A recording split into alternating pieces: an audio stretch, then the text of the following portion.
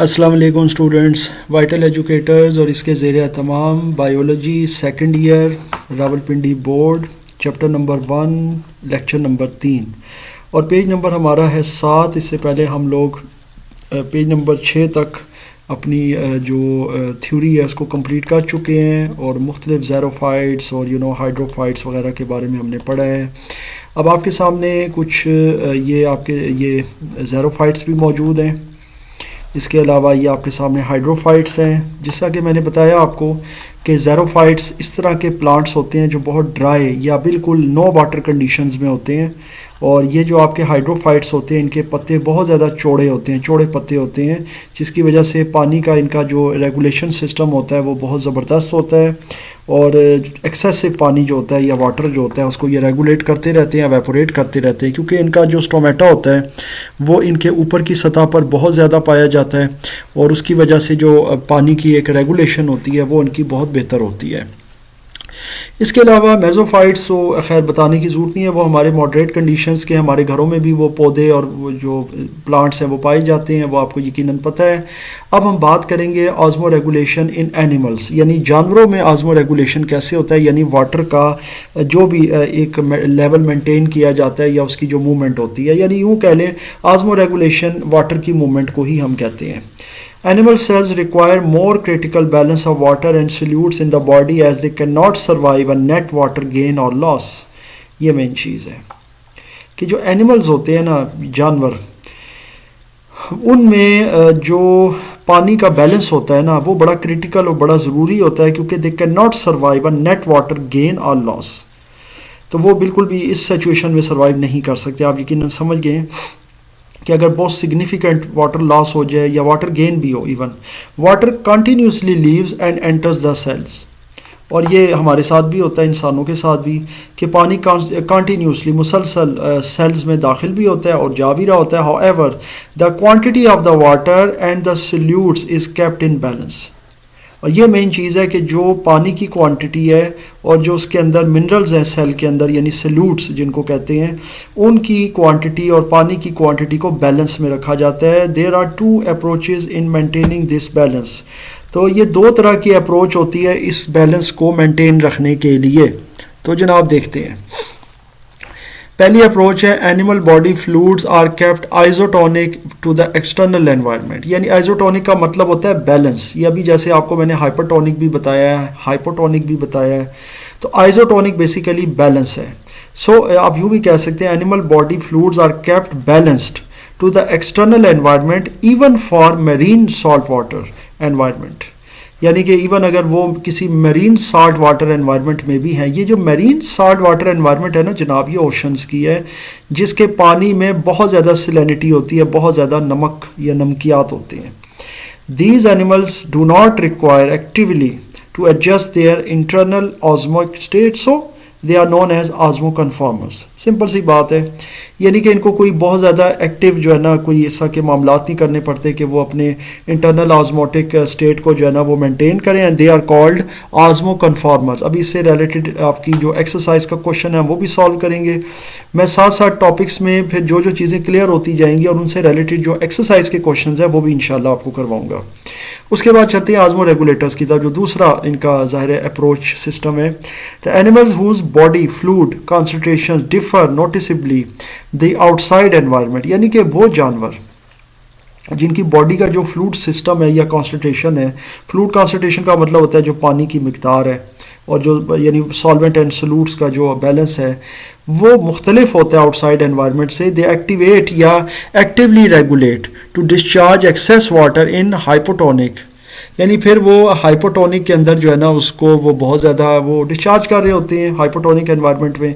Hypo में आपको पता है कि वो पानी बहुत ज़्यादा आ रहा होता है, स्वेल कर रहे होते हैं, टर्जिट हो रहे होते हैं, and excrete salts in hypotonic conditions, और फिर एक्सक्रीट करते हैं हाइपोटोनिक कंडीशंस में, जिससे वो सेल सुकड़ जाता है। Therefore they are called as osmoregulators, और वो रेगुलेटर होते हैं, यानी ऑस्मो रेगुलेटर मतलब ये है कि वो रेगुलेट करते रहते हैं सारे सिस्टम को। Animals inhabiting different environments, inhabiting different environment का मतलब ये कि जो मुख्तलिफ तरह के माहौल में रह रहे होते हैं। इनहेबिट कहते हैं रहने को, हैबिटेट का मतलब होता है घर, ये अभी से पहले भी ये वर्ड मैं आपको अभी पढ़ा चुका हूँ पिछले लेक्चर में। हैबिटेट घर को कहते हैं और इनहैबिट का मतलब होता है रहना, यानी कि जिस जंगल में जिस सिस्टम में जो जानवर रह रहा होता है उसे उसकी हैबिटेट कहा जाता है। तो animal living in different environments have distinct adaptations to regulate osmotic balance, यानी कि मुख्तलिफ एनवायरनमेंट में रहने वाले जानवरों के मुख्तलिफ जो है ना ऑस्मोटिक बैलेंस के तरीके होते हैं या अडाप्टेशंस होते हैं। फॉर एग्जांपल अब मैरीन फ्रेश वाटर, यानी एक मैरीन है फ्रेश वाटर फिश, मुख्तलिफ जो उनके एनिमल्स हैं, एंड टेरेस्ट्रियल एनवायरनमेंट। अब ये तीन चीज़ें दे दी हैं। मैरीन मतलब जो बिल्कुल समंदर से रिलेटेड है, जिसके अंदर आपको पता है साल्ट्स भी हैं और बहुत ज़्यादा सैलिनिटी है। फ्रेश वाटर के जो भी एनिमल्स हैं उसमें से फ़िश नहीं आती और बहुत सी चीज़ें भी आ जाती हैं, उसमें कछुए भी आ जाते हैं और भी। इसी तरह टेरेस्ट्रियल एनवायरनमेंट है, ज़मीनी, यानी जो ज़मीन से रिलेटेड है, अर्थ या लैंड एनवायरनमेंट भी इसको कह सकते हैं टेरेस्ट्रियल को। अब इसको समझ लेते हैं जी। सबसे पहले marine. Most marine invertebrates are osmoconformers, यानी ज़्यादातर जो मरीन इनवर्टिब्रेट्स हैं ना ये ऑस्मो कन्फॉर्मर होते हैं, यानी जो समंदर वाले हैं, जो सैलिनिटी एनवायरनमेंट के। Among the vertebrates hag fishes are isotonic within the surrounding sea water. और उसमें जो हैग फिशेस है ना, इसकी तस्वीर भी आएगी आपको इंशाल्लाह दिखाऊंगा। तो ये बेसिकली जो है ना आइसोटोनिक काम करते हैं अपनी सराउंडिंग सी वाटर पे, क्योंकि बहुत ज़्यादा पानी होता है, सैलिनिटी होती है, तो ये अपने आप को बैलेंस रखते हैं, यानी कि ना तो अपने सेल्स को बहुत ज़्यादा स्वेल होकर फटने देते हैं और ना ही उसको जो है ना सुकड़ने देते हैं, यानी कि श्रिंक होने देते हैं, यानी ना तो डिहाइड्रेट होते हैं और ना ही ओवरहाइड्रेट होते हैं। Most cartilaginous fish maintain lower internal salt concentration than that of sea water. Very simple, यानी कि कुछ ऐसी फिश हैं जो बहुत लो इंटरनल जो है ना साल्ट कॉन्सेंट्रेशन को मेंटेन रखती हैं सी वाटर के मुकाबले में। Their kidneys for osmoregulation excrete salt through gills, यानी उनके अंदर स्पेशल गिल्स होते हैं जिसके ज़रिए उनके जो गुर्दे होते हैं, किडनीज होते हैं ना, वो सॉल्ट्स को एक्सक्रीट करते हैं, खारिज करते हैं। एंड आल्सो प्रोसेस या पोजेस साल्ट एक्सक्रीटिंग ऑर्गन्स, और उनके अंदर साल्ट एक्सक्रीटिंग ऑर्गन्स भी होते हैं उनके गिल्स के अंदर, सच एज रेक्टल ग्लैंड, जिसको रेक्टल ग्लैंड भी कहते हैं। ये रेक्टल, रेनल, ये मुख्तलिफ टर्म्स हैं जो इंशाल्लाह मैं आने वाले लेक्चर्स में आपको मज़ीद समझाऊंगा, क्योंकि इनसे रिलेटेड क्वेश्चंस भी आएंगे। These employ active transport mechanism to remove salt against osmotic gradient। और फिर ये जो चीज़ें होती हैं ना, ये एक्टिव ट्रांसपोर्ट करती हैं जिससे साल्ट जो होता है ना वो रिमूव होता है अगेंस्ट ऑस्मेटिक ग्रेडियंट। जो भी ज़ाहिर है उनके पानी की मूवमेंट होती है उसके उतार चढ़ाव के मुकाबले में ग्रेडियंट उसी चीज़ को कहा जाता है। सम फिशेज़ या फ़िश कह लें, फ़िश प्लूरल के लिए भी फ़िश भी यूज़ होता है, फ़िशेस भी कह सकते हैं। Have relatively low salt in body, कुछ ऐसी मछलियाँ होती हैं जिनके जिस्म के अंदर लो साल्ट्स होते हैं, बहुत कम नमकियात होते हैं। But have rendered these hypertonic to that of sea water by retaining urea in adequate concentration. ठीक है, और फिर वो सी वाटर के अंदर अपनी बॉडी के अंदर एक ख़ास मिकदार में यूरिया को भी रिटेन करती हैं। रिटेन का मतलब होता है बचा के रखना। Because urea in high concentration is damaging, यानी कि अगर आपको ये भी पता है कि अगर यूरिया ज़्यादा कॉन्सेंट्रेशन में हो तो फिर ख़तरनाक है। So these fishes retain another chemical, जिसे हम क्या कहते हैं, ट्रीमेथिलमाइन ऑक्साइड यानी TMAO for protection against urea. और फिर वो ज़ाहिर एक और उनके पास एक केमिकल होता है जिसे ट्रीमेथिलमाइन कहते हैं, जो ऑक्साइड एक होता है, ज़ाहिर ऑक्सीजन का एक ऑक्साइड है TMAO, और ये उसको प्रोटेक्ट करता है एक्सेसिव कॉन्सेंट्रेशन ऑफ यूरिया के मुकाबले में, और ये फिर उससे ज़्यादा वो बचती हैं। बोनी फिशेस जिनके कांटे होते हैं, हड्डियाँ होती हैं, the descendants of freshwater ancestors but later became marine, constantly lose water from their hypertonic body fluids to hypertonic environments। तो सिंपल सी बात है जनाब, ये बोनी फिशेस हैं जो कि अपने फ्रेश वाटर एंसेस्टर, जो अपने आबाओ अजदाद जो उनके फ्रेश वाटर में थे। फ्रेश वाटर क्या होता है जनाब, जैसे आपके घर में एक्वेरियम होता है जिसके अंदर आप पानी डालते हैं फ्रेश और उसमें मछलियाँ रखते हैं, पॉन्ड्स होते हैं, मुख्तलिफ तालाब होती हैं, झीलें होती हैं, उनको फ्रेश वाटर एनवायरनमेंट कहते हैं। और फिर ये बाद में क्या बन गए, मरीन बन गए। फिर वो समंदर में चले गए बड़ी एनवायरनमेंट में। मरीन में फ़र्क सिर्फ और सिर्फ ये होता है कि जनाब वहाँ पे सैलिनिटी होती है, सॉल्ट वाटर होता है, यानी उनके पानी में साल्ट की कॉन्सेंट्रेशन बहुत ज़्यादा होती है, साल्ट के डिपॉजिट्स बहुत ज़्यादा होते हैं। These fishes have adopted themselves to drink large amount of sea water, ठीक है। फिर ये जो फिशेस होती हैं ना, ये बहुत ज़्यादा यानी बड़ी क्वांटिटी में जो है ना सी वाटर जो है वो इनटेक करती हैं, पीती हैं, ड्रिंक करती हैं, एंड एक्सक्रीट कॉन्सनट्रेटेड यूरिन। और फिर इनका जो यूरिन होता है ना, वो ये जो एक्सक्रीट करती हैं ये कॉन्सनट्रेटेड होता है, यानी कि उसमें बहुत ज़्यादा इसकी मिकदार होती है, गहरी यानी डीप, या यूँ कह सकते हैं dense, resulting in maximum salt excretion, जिसके ज़रिए उनकी जो है ना ज़्यादा से ज़्यादा साल्ट जो है ना वो उनका खारिज होता है। यानी अल्लाह ताला ने एक ऐसा सिस्टम रखा हुआ है कि वो ज़्यादा से ज़्यादा साल्ट उनका खारिज हो जाता है, मिनिमम वाटर लॉस, और पानी कम से कम लॉस होता है। आज़मो रेगुलेशन जो है ना ये आप देख सकते हैं, और ये आपके सामने वो फ़िश भी आ गई है जो मैं भी बता रहा था, और साथ में दूसरी फ्रेश वाटर फ़िश भी है। अब आपको मरीन फ़िश और फ्रेश वाटर फ़िश का फ़र्क समझ आ गया होगा। अक्सर बच्चे पूछ होते हैं भाई ये क्या है जी, फ्रेश वाटर फ़िश और मरीन फ़िश क्या मतलब हुआ इसका, यानी कि ये कोई और तरह की फ़िश है, किसी और तरह के पानी की है। बेसिकली बड़े पानी की है, ये छोटे पानी की है। मतलब जो हमारा आम नदी नालों का या हमारे जो घरों में एक्वेरियम्स होते हैं, जो हम शीशे के बॉक्सेस बनाते हैं और उसमें पानी डाल के और मछलियों को हम रखते हैं, तो ये बेसिकली फ्रेश वाटर फिश है जिसमें सैलिनिटी या जो साल्ट के डिपॉजिट हैं कम होते हैं। चलें जी, अब हम चलते हैं फ्रेश वाटर, और ये सारी ये तो खैर मैं भी आपको करवा ही चुका हूँ, ये आपको यकीनन समझ आ गई कि fresh water animals are constantly facing the osmotic flooding of body fluids. ये जाहिर है कि इनको कॉन्स्टेंटली फेस करना पड़ता है जो फ्रेश वाटर में होते हैं, and loss of salts. Obviously, fresh water, protozoa, amphibia, and paramecium pump out excess water by structures जिनको हम क्या कहते हैं, contractile vacuoles। इनके अंदर जो स्ट्रक्चर होते हैं ना, ये जो मैंने अभी आपको बताया, प्रोटोजोआ, मोबिया एंड पैरामीशियम, ये इंशाल्लाह ताला आपसे आने वाले लेक्चर्स में इनके डायग्राम और बहुत सी चीज़ें भी शेयर करूँगा कि ये क्या चीज़ होती है, किस तरह के ये आप कह सकते हैं कि जो है ना मतलब एनिमल टाइप चीज़ें हैं, और ये किस तरह के लिविंग ऑर्गेनिजम्स हैं, और ये क्या करते हैं, ये किस तरह पंप आउट करते हैं, पानी को बाहर निकालते हैं जो एक्सेसिव वाटर होता है। Many fresh water animals including fishes, बहुत ज़्यादा जो फ्रेश वाटर के एनिमल्स हैं जो हम अपने घरों में भी रखते हैं, जिसमें मछलियाँ भी शामिल हैं, they remove excess water by producing large volume of very dilute urine. और इनका जो होता है ना, ये जो पानी का लॉस होता है या जो सेक्रीशन होती है ना, ये होती है बाय प्रोड्यूसिंग लार्ज अमाउंट या वॉल्यूम ऑफ डिल्यूट यूरिन। इनका बहुत पतला यूरिन होता है, यानी कि बहुत ज़्यादा, जिसके अंदर क्योंकि ज़ाहिर है वाटर लॉस इन्होंने करना होता है। So the loss of salt is compensated bye preference of salt containing food.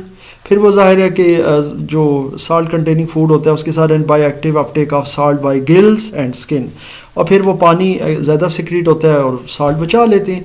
तो ये चीज़ें होती हैं। ऊपर वाला जो था वो इसके उलट था, उसमें वो साल्ट को सिक्रीट करते हैं बाय गिल्स और वो सारा है। टेरेस्ट्रियल की तरफ आ जाते हैं जो एनिमल्स हैं। The evaporative loss of water leading to dehydration is the major problem for terrestrial life. ये चीज़ आ गई जनाब, ये आ गया पसीने की तरफ, कि जब पसीना आता है ना, जिसको हम कह सकते हैं स्वेट ग्लैंड, स्वेटिंग होती है, तो इसमें क्या होता है कि जनाब आपकी वाटर की एवेपोरेशन हो रही होती है। So it is a major problem for terrestrial life, यानी जो ज़मीनी ज़िंदगी है जिसमें इंसान भी हैं। Arthropods and vertebrates have successfully adapted to terrestrial mode of life। ये जो आर्थ्रोपोड्स होते हैं और वर्टिब्रेट्स होते हैं, ये वर्टिब्रेट्स और इनवर्टिब्रेट्स को इंशाल्लाह मैं आने वाले लेक्चर में आपके साथ शेयर करूंगा इनकी इलस्ट्रेशंस को, तो आपको ज़्यादा और अच्छे तरीके से भी समझ आ जाएगी कि वर्टिब्रेट्स, इनवर्टिब्रेट्स, आर्थ्रोपोड्स क्या होते हैं, कौन कौन सी कैटेगरीज इसमें आ जाती हैं जानवरों की। तो इन्होंने टेरेस्ट्रियल मोड जो लाइफ है ना, इसको ज़्यादा बेहतर तरीके से जो है ना इसको अडॉप्ट किया है। अडॉप्ट करने का मतलब होता है उसके साथ घुल मिल जाना, यानी उसका आदी हो जाना। Terrestrial animals are covered by body surface. जो ज़मीनी जानवर होते हैं ना, ये इनका जो बॉडी सरफेस होता है जो कि इनको प्रिवेंट करता है लॉस ऑफ वाटर, यानी कि ये स्वेटिंग होना या जो भी जिस तरह से है, as the waxy exoskeletons of insects and multi-layered dead crenatized skin cells of most terrestrial vertebrates। तो ये इनकी स्किन के ऊपर ये एक्सोस्केलेटन्स होते हैं और केराटिनाइज्ड स्किन्स होती हैं, जिसकी वजह से इनकी जो पसीने वाले मामलात हैं वो कम रहते हैं और वाटर लॉस कम होता है। Drinking and eating moist food compensate the loss of water. फिर जाहिर है पानी भी पीते हैं और ऐसा फूड खाते हैं जो मॉइस्ट होता है, जिसके अंदर पानी की मिकदार होती है। बहुत से फल ऐसे होते हैं जिनमें पानी की कॉन्सेंट्रेशन ज़्यादा होती है, तो उससे फिर जो पानी की जो कमी है ना वो कंपनसेट हो जाती है, यानी कि उसकी कमी पूरी हो जाती है। These animals also have metabolic and behavioral adaptations. अब इसकी जो है ना मेटाबॉलिक, कुछ लोग इसको मेटाबॉलिक भी पढ़ते हैं, दोनों ठीक है, कोई मसला नहीं है। सो मेटाबॉलिक जो एक्टिविटीज़ होती हैं या बिहेवियरल जो इनकी एक्टिविटीज़ होती हैं वो अडाप्ट होती हैं, यानी कि इनकी जो बॉडी के अंदर खाने पीने का सिस्टम, फिर उससे एनर्जी का जो एक निज़ाम होता है उसे हम मेटाबॉलिक प्रोसेस भी कहते हैं। सो सम डेजर्ट मैमल्स, यानी कि जो सहराओं में रहने वाले जो मैमल्स होते हैं, for example kangaroos, rats, they survive without drinking water by feeding on seeds of desert plants containing more carbohydrates which produce water of metabolism. ये आप यकीनन समझ गए होंगे यहाँ तक कि बहुत से डेजर्ट जो सहराओं के मैमल्स होते हैं, जिनमें कैंगरूज हैं, या ऑस्ट्रेलिया में आपको पता है कैंगरूज बहुत ज़्यादा पाए जाते हैं, चूहे हैं, इसी तरह रैट्स हैं। सो ये पानी पिए बगैर कैसे सर्वाइव करते हैं? ये कुछ ऐसे बीज खाते हैं जो डेजर्ट प्लांट्स के होते हैं, या जो सहराओं में प्लांट्स वगैरह होते हैं, ये कैक्टस वगैरह, ये मैंने अभी आपके साथ शेयर किए हैं। तो जिससे ये होता है कि इनको बहुत ज़्यादा कार्बोहाइड्रेट्स मिलते हैं, जिससे इनका वाटर मेटाबॉलिज्म बढ़ता रहता है, प्रोड्यूस होता रहता है। Terrestrial animals produce concentration urine in their kidneys, यानी इनको किडनी में जो है ना एक कॉन्सेंट्रेटेड यूरिन जो है ना वो प्रोड्यूस होता है, that reabsorb most filtered water in the process of excretion. तो वो फिर रीअब्जॉर्ब करता है मज़ीद फ़िल्टर्ड वाटर, यानी जो पानी फ़िल्टर कर देता है वो उसको मज़ीद रीअब्जॉर्ब कर देता है जब वो एक्सक्रीट कर रहा होता है, खारिज कर रहा होता है, जिसकी वजह से पानी उनका बच जाता है, यानी कि बहुत ज़्यादा लॉस नहीं होता। Terrestrial animals can tolerate dehydration.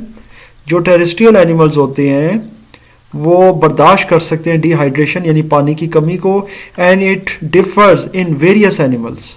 और फिर और दूसरे एनिमल्स, यानी ये जितने भी टेरेस्ट्रियल एनिमल्स हैं इनमें ये मुख्तलिफ तरह की ये रेशो होती है। This characteristic is known as anhydrobiosis.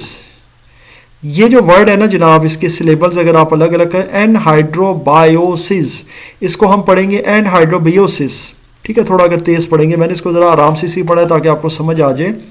ये ऐसी स्टेट होती है जिसके अंदर जनाब ये सारा मामला इनका होता है और ड्राई कंडीशंस में ये अपनी डिहाइड्रेशन से बचे रहते हैं। खैर इसके बारे में भी अभी देख लेते हैं। एक्सक्रीशन की तरफ चलते हैं, उसके बाद फिर अपने लेक्चर को भी वाइंड अप करेंगे। एक्सक्रीशन का मतलब है खारिज करना, कोई ज़ाहिर वाटर एक्सक्रीट करना, यूरिन एक्सक्रीट करना, वट एवर।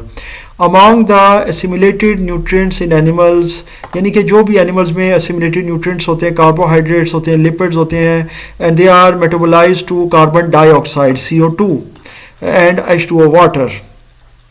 अब यकीनन समझ गए होंगे कि कार्बन डाइऑक्साइड एंड वाटर बनते हैं।